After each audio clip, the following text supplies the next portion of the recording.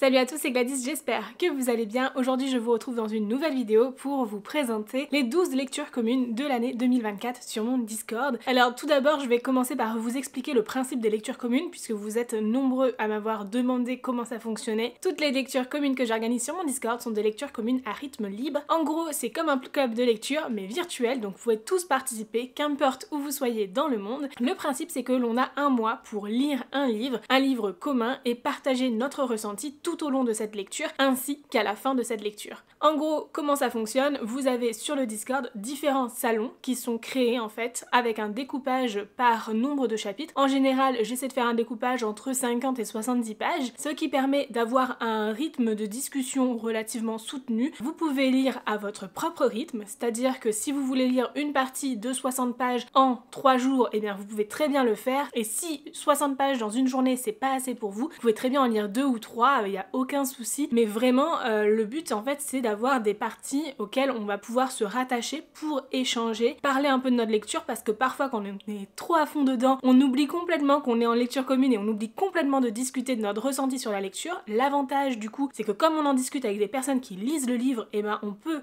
aussi spoiler, c'est-à-dire parler de choses que l'on ne partagerait pas du tout sur les réseaux sociaux pour donner notre ressenti de lecture, parce que faut avoir lu le livre pour le comprendre. Et d'un autre côté, en ayant ces parties-là, on ne spoile pas non plus les personnes qui n'ont pas encore lu ces parties-là. Bon, après c'est libre à chacun hein, de ne pas aller voir les messages des parties qu'ils n'ont pas encore lues, mais il y a aussi sur Discord un fonctionnement qui s'appelle des balises de spoil, en fait, que vous pouvez mettre, soit en mettant deux traits avant et après votre message, soit en cliquant directement sur votre message et en l'indiquant comme spoiler. Ça va le masquer et ensuite vous n'avez juste qu'à cliquer sur le message pour pouvoir l'afficher. Ça permet d'être sûr et certain que personne ne se fait spoiler tout en discutant de choses qui sont dans le cœur même du livre et dont on ne pourrait pas parler avec quelqu'un qui ne l'a pas lu. Ça peut être vraiment très intéressant, en tout cas moi je le trouve ça très intéressant, surtout sur des univers de fantasy qui sont très développés, où il va se passer un milliard de choses. C'est vrai que sur du contemporain, parfois ça s'y prête un petit peu moins, mais franchement j'adore ce principe-là. L'avantage avec le rythme libre, c'est qu'il n'y a pas de pression, vous pouvez dévorer votre livre comme vous pouvez prendre vraiment votre temps pour le lire. Les salons restent disponibles sur le Discord ensuite, donc si vous voulez venir après coup, une fois la lecture commune passée, vous pouvez aussi lire les messages des autres personnes et voir si votre ressenti est en accord ou non avec ce que certaines personnes ont pu penser. Franchement, c'est génial. Je trouve que ça permet de vivre encore plus intensément notre lecture et de s'en souvenir un peu mieux aussi, je trouve. Enfin bref, j'adore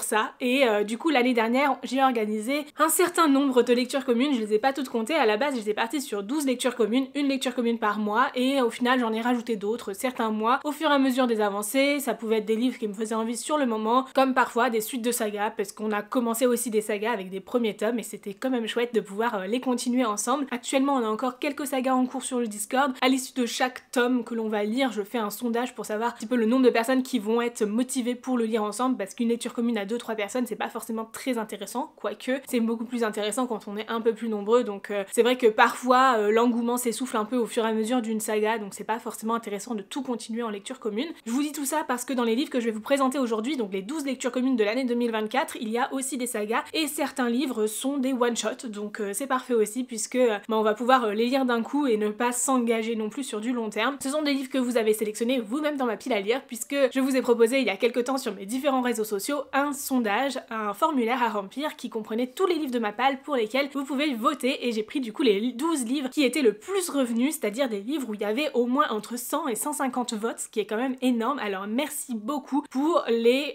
400 personnes qui ont pris la peine de voter pour ces différentes lectures. Franchement, merci infiniment, ça m'a grandement aidé pour faire ces listes et j'espère sincèrement que vous aurez toujours envie de lire ces livres-là, même à la fin de l'année 2024, puisque le principe c'est que j'en choisis un par mois, donc forcément arrivé à la fin de l'année, ça fait quand même déjà un an finalement pour ceux du mois de décembre que on les a votés. Donc c'est vrai que ça peut être un petit risque à prendre aussi, mais écoutez, si cela fonctionne encore cette année, tant mieux, et si ça ne fonctionne pas, eh bien peut-être que l'année prochaine on fonctionnera en tranche de 6 mois, ça pourrait être sympa aussi. Et une dernière chose aussi par rapport au fonctionnement des lectures communes, certains livres que je vais vous présenter sont des livres qui contiennent des scènes explicites qui sont pour un public adulte et averti, et l'avantage sur Discord c'est que je peux mettre une limite d'âge, un avertissement pour l'accès au salon, et franchement c'est super chouette pour ça. Donc peut-être que certaines lectures communes ne vous correspondront pas, j'en suis amplement désolée, mais en même temps ce sont des livres que j'ai très envie de lire et je suis vraiment très contente de ce que vous avez sélectionné. Donc c'est parti, je vous présente tout tout ça. Tout d'abord, en janvier, nous allons lire La fille de la déesse de la lune de Sulin Tan, publié aux éditions Stardust. C'est un livre que j'ai vraiment trop hâte de lire puisque j'ai déjà le deuxième tome dans ma pile à lire. Ici, on est sur une fantasy qui est inspirée de certains mythes asiatiques dans lesquels on va suivre la fille de la déesse de la lune, donc qui vit sur la lune et qui doit échapper à l'empereur, mais en même temps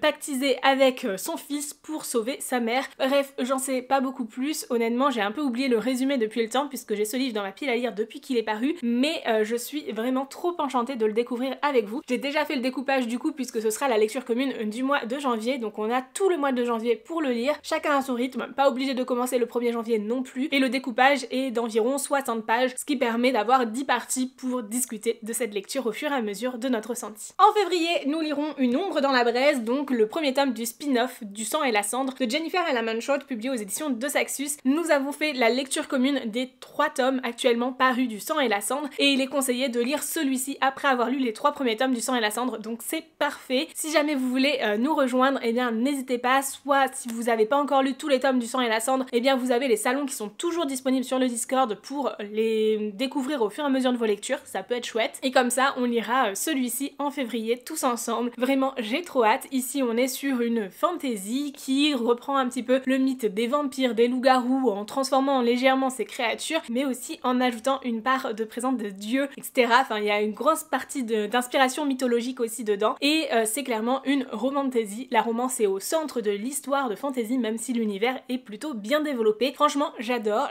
mais c'est très explicite. En tout cas, les 3 premiers tomes du sang et la cendre étaient de plus en plus explicites, donc je ne sais pas ce que c'en sera pour celui-ci, mais dans le tome 3 du sang et la cendre, c'est clairement un chapitre sur 3 qui est explicite, donc autant dire que ce ne sera pas pour tout public. En mars, nous lirons La chasseuse et l'alchimiste de Alison Saft, publié aux éditions Big Bang, qui est récemment paru en livre audio aussi. D'ailleurs, à chaque lecture commune, je vous précise tous les endroits où vous pouvez retrouver ces livres gratuitement, que ce soit en livre audio ou en e-book en fonction des plateformes, et n'hésitez pas à utiliser mes liens puisque c'est ainsi que vous soutenez ma création de contenu et l'organisation de toutes ces lectures communes que je fais entièrement bénévolement. Vraiment, j'ai trop hâte de lire La chasseuse de l'alchimiste. Dans cette histoire, on va suivre la chasse du Hala, une créature mythique, légendaire, qui est une chasse glorieuse qui ne peut être organisée qu'à certains moments bien donnés, et pour cela, il faut un duo, chasseur et alchimiste, et on va se retrouver avec des personnages qui vont devoir s'allier pour participer à cette chasse, alors que ce n'était absolument pas prévu, tout en ayant une protagoniste qui doit tout faire pour sauver sa mère, de ce que j'ai pu comprendre. C'est une histoire qui me tente énormément depuis très longtemps, depuis sa sortie, et du coup je suis bien contente de pouvoir enfin découvrir cette histoire dans quelques mois avec vous. En avril, pratiquement un an après la sortie de Lightlark, nous lirons du coup le premier tome de cette saga de Alex Astor, publié aux éditions Lumen. Je ne sais pas du tout quand est-ce que le deuxième tome est prévu, mais écoutez, je pense qu'on se rapproche grandement de la parution du deuxième tome. Ici on va parler d'une malédiction qui ne peut être rompue que tous les 100 ans lors du centennal, et clairement, eh bien on y approche, c'est le moment où cette malédiction de l'île maudite de Lightlark peut enfin être rompue, mais du coup on va avoir une genre de guerre entre clans qui ont chacun des pouvoirs différents. Bref, une histoire qui me tente aussi depuis sa sortie et que je n'ai toujours pas pris le temps de lire, donc que je pourrais enfin découvrir avec vous. En mai, nous lirons La fiancée du dieu de la mer de Axio, publié aux éditions Lumen. Ici c'est un roman qui a des inspirations asiatiques aussi. Dans cette histoire, on va suivre Cheon-Ching qui se retrouve du jour au lendemain à devoir aller au fond des océans, réveiller une créature mythique, une divinité en fait, pour mettre fin aux souffrances de son peuple, et en fait tout cela alors qu'elle n'est absolument pas prête pour, puisqu'elle a pris la place d'une personne qui s'était préparée depuis toujours à le faire. Franchement, j'ai vraiment hâte de découvrir cette histoire qui a l'air super chouette. Ensuite, en juin, nous entamerons l'été avec La maison au milieu de la mer céruléenne de T.J. Klune, qui a été récemment réédité en format collector. Alors pas celui-ci puisque moi j'ai l'ancien, mais avec un jaspage qui reprend vraiment cette couverture. Il est somptueux, vraiment magnifique, mais du coup moi j'ai cette version là qui me correspond très bien aussi. La maison au milieu de la mer céruléenne, c'est une histoire dans laquelle on va suivre un personnage qui se retrouve à faire une enquête dans une maison qui recueille en fait des orphelins qui ont des pouvoirs un peu spécifiques, et qui va en fait découvrir tout ce qui se passe là-bas, les choses qui sont un peu cachées dans cette maison, et aussi trouver l'amour avec l'intendant de cette maison. Bref, j'ai trop hâte de le découvrir. C'est une histoire qui me tente depuis très longtemps, et pourtant que je n'ai jamais sorti de ma pile à lire. Alors pour le coup, parce que c'est un livre que je me suis acheté, et j'ai bien tendance à lire en priorité mes services de presse et non pas mes achats. Du coup malheureusement, en général quand j'achète des livres, j'ai tendance à les laisser traîner très longtemps dans ma pile à lire, donc je suis suis bien contente que vous ayez sélectionné ce livre puisque ça me permettra de le sortir enfin de cette fameuse pile à lire qui est clairement en fait une bibliothèque. On continue en juillet avec un incontournable pour moi de l'été, la romance. Ici ce sera Love on the Brain de Ali Hazelwood. Vous avez beaucoup voté pour les livres d'Ali Hazelwood, que ce soit Love on the Brain ou The Love Hypothesis, mais celui-ci est passé avant l'autre et franchement je suis trop contente puisque c'est la seule romance contemporaine qu'il y aura en fait dans cette sélection de 12 livres pour l'année. Et clairement j'avais déjà été surprise l'année dernière quand j'ai fait ce fonctionnement de vote de voir qu'il y avait pratiquement que de l'imaginaire et surtout de la fantasy. Mais alors cette année, ça a été également le cas avec du coup quelques romances qui sortaient un peu du lot mais qui étaient quand même très souvent beaucoup moins sélectionnées que les fantasy. Écoutez, je pense que ça fait aussi partie de ce que je vous ai dit au début de la vidéo, que c'est plus intéressant parfois de discuter en lecture commune sur des livres qui sont beaucoup plus riches, avec des univers plus fouillés, où on va pouvoir avoir quelques théories, ce genre de choses. Mais c'est vrai que je suis bien contente qu'il y ait quand même une romance contemporaine dans cette histoire. Love on the Brain, c'est une romance enemies to lovers qui se passe dans le cadre de la NASA. On va suivre des scientifiques qui travaillent à la NASA et qui se sont toujours détestés avant ça, qui ont fait leurs études ensemble et tout ça, et qui vont devoir travailler ensemble malgré tous les différends qu'il peut y avoir entre eux. Et tous deux vont se rapprocher. Franchement, ça a l'air bien sympa. On est ici sur une romance qui est un peu une fanfiction de Star Wars. Alors moi j'ai jamais regardé les Star Wars parce que ça m'attire pas du tout, mais pour le coup je pense que ça peut être très chouette et je ne doute pas que ça pourra plaire aux fans de Star Wars qui trouveront sûrement des clins d'œil à cette histoire aussi. En août, soit un an après sa parution, nous lirons L'Engrange-Temps de Nell Pfeffer, publié aux éditions Hachette, un livre qui me tente beaucoup, dans lequel on va suivre Sophie qui est une chronolangue, qui a donc la capacité de parler aux horloges, de comprendre leur fonctionnement et qui doit réparer une horloge qui est bien particulière puisqu'elle permet de voyager dans le temps, et c'est alors qu'elle va elle-même voyager grâce à cette horloge. Franchement j'ai trop hâte, j'adore le voyage dans le temps, même si c'est pas non plus au cœur de l'histoire, elle ne passe pas son temps à faire des allers-retours mais juste elle se retrouve dans le passé je crois, mais franchement ça me tente terriblement, j'aime énormément le concept d'être chronolangue et franchement j'ai hâte de voir comment l'autrice l'a imaginé et tout ce qui va se passer autour de cette histoire. Vraiment un petit livre assez court mais qui peut être vraiment très sympa à lire. Pour septembre, nous lirons Belladonna de Adaline Grace, publié aux éditions de Saxus. D'ailleurs, le tome 2 sort en janvier, donc peut-être que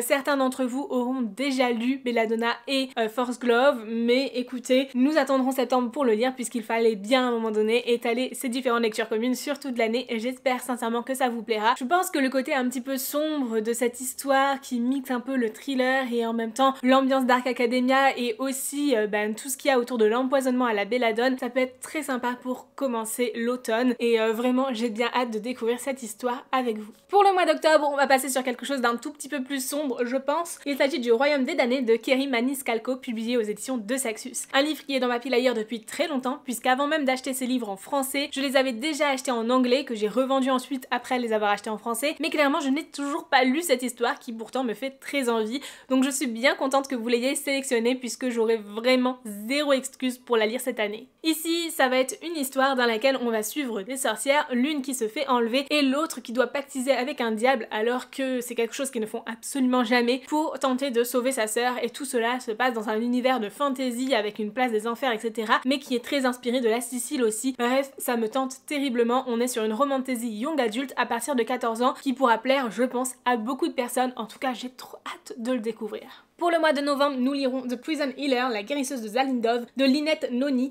publié aux éditions Hachette, un livre qui me fait très envie pour tous ses retours extrêmement positifs, mais dont pourtant je ne connais pas très bien le résumé, puisque je vous avouerai que le résumé décrit à l'arrière du roman est relativement flou. Ici, si j'ai bien compris, on va suivre une personne qui est enfermée et qui va recevoir en fait des messages qui lui informent que d'autres personnes sont prêtes à arriver pour la libérer, mais aussi pour libérer la reine traîtresse. Et apparemment il y aurait une histoire de traîtrise entre royaumes et peut-être que cette personne-là ou une autre est une reine traîtresse qui est enfermée et qu'il faudrait libérer etc. Bref, je pense que ça va bien plus loin que tout ce qui est donné dans le résumé, vu le peu qui est donné de toute façon, mais on va parler de royauté, de magie, de complot politique, tout ce que j'aime habituellement, donc je suis convaincue que ce livre pourra grandement me plaire. Et on terminera l'année avec Les Disparus du pays imaginaire de Hayden Thomas, publié aux éditions Sabran. Ici c'est une réécriture de Peter Pan plutôt sombre dans laquelle on va suivre Wendy qui elle a été enlevée il y a quelque temps avec d'autres enfants. Elle s'est rendue au pays imaginaire et en fait elle est la seule à en être revenue. Sauf que de nouvelles vagues d'enlèvement d'enfants refont surface et c'est alors que elle va peut-être avoir un rôle à jouer dans tout ça pour essayer de comprendre tout ce qu'il se passe derrière tout ça et où vont réellement ces enfants, comment ça se fait que certains d'entre eux ne sont jamais revenus, etc. Bref, ça me tente terriblement. En plus, ce livre est juste magnifique. Vraiment, j'ai trop hâte de découvrir cette histoire avec vous. Voilà donc pour les 12 lectures communes de cette année 2024. Vraiment, si jamais vous souhaitez y participer, n'hésitez pas à vous rendre sur mon Discord. Vous avez toujours le lien en description de chacune de mes vidéos. Je serai vraiment enchantée de découvrir ces livres avec vous et j'espère qu'on sera un grand nombre à y participer pour avoir des discussions très intéressantes autour de ces livres. Bien évidemment, vous n'êtes pas obligé de participer à toutes ces lectures communes. Vous pouvez en sélectionner une, deux ou trois. Et sachez aussi que sur mon Discord, j'organise chaque automne le challenge Frisson d'octobre. Donc comme ça, vous êtes déjà sur place si jamais vous souhaitez y participer aussi. Alors n'hésitez pas à me dire en commentaire si jamais vous comptez participer à certaines de ces lectures communes. Si c'est le cas, je vous en remercie grandement. Et en attendant la prochaine vidéo, je vous souhaite de très belles lectures et je vous fais de très gros bisous. Ciao!